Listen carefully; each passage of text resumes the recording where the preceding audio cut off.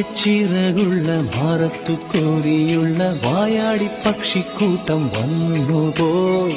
കാടൊന്നു കാണാനായി കൂടൊന്നു കൂട്ടാനായി ആകാശപ്പുഴ നീവി കുതിച്ചുപോയി.